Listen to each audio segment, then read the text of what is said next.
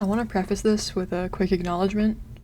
The book we're talking about is a Bachman, but Stephen King, Richard Bachman, same guy. It counts.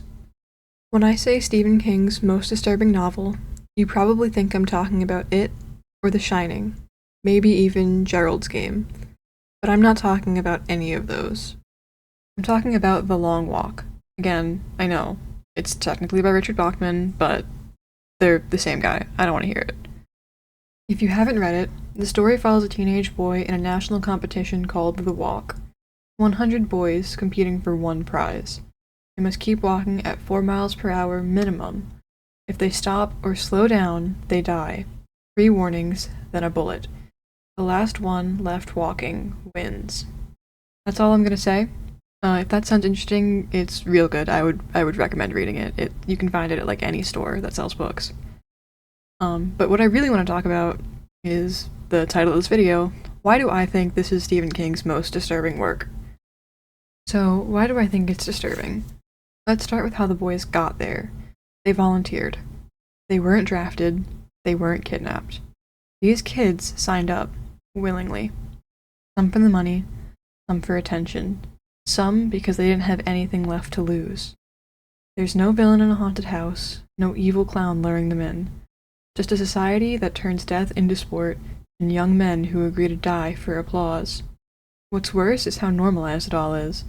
The walk is a celebrated, televised event. People come out to cheer. Some sell snacks on the sidelines. Families bring lawn chairs. This world is so far gone that mass, state-sanctioned child death is just another form of entertainment. It's a dystopia we've been warned about, but told through a story where no one realizes they're already living in it. However, what really sets The Long Walk apart is the psychological experience of reading it. The book is nearly 400 pages of nothing but walking. You stay with these boys minute by minute, step by step, until the monotony becomes oppressive. There's no change in setting, no break in the tension, no off switch, and that's intentional. You start to feel what the walkers feel, the exhaustion, the mental fog, the way time stops making sense. When one of them dies, it doesn't shock you. It wears on you. It becomes routine. That's the real horror. It stops being dramatic and starts becoming normal. King doesn't kill characters for spectacle. He does it like a slow leak, a drip. You watch friendships form only to be severed by bullets. You see personalities fade under pressure. You realize you stopped caring who dies next. And that might be the most unsettling part. Ray Garrity is our window into the story.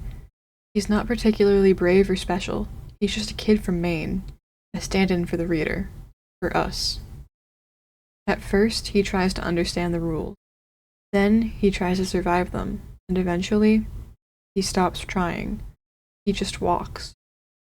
This is what makes The Long Walk so painful. Garrity doesn't overcome the system.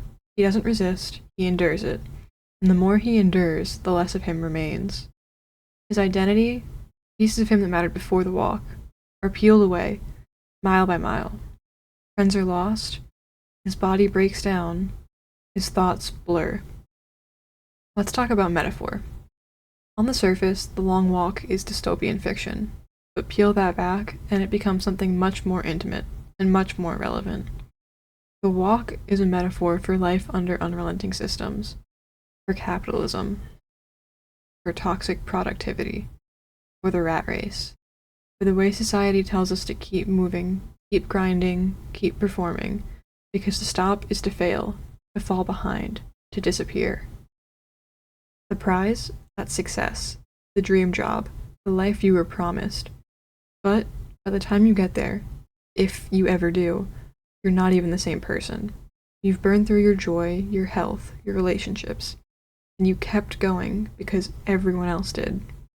The Long Walk asks, what are we sacrificing just to keep pace? Another layer that makes the book so disturbing is the role of the crowd. They show up, in every town, cheering, chanting names, holding signs. And then they move on, just like that. This isn't just about violence, it's about spectacle. The crowd isn't watching in horror, they're watching in excitement, in awe, and as the walkers begin to die, they don't turn away, they lean in. The audience in The Long Walk is us.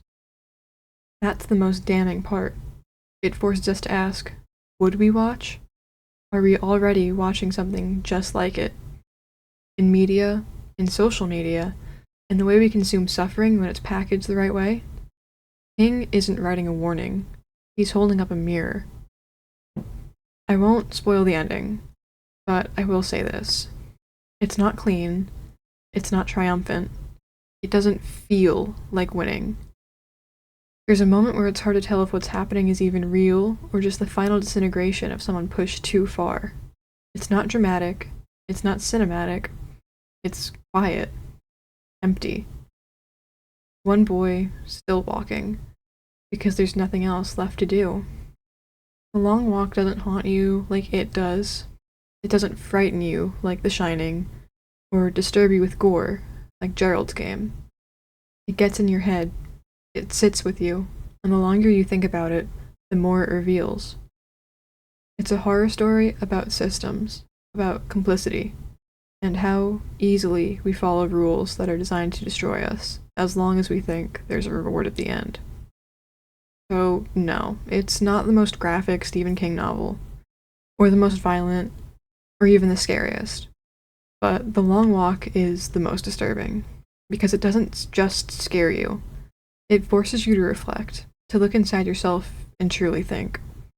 The Long Walk isn't just a nightmare. It's reality, just turned up a few notches.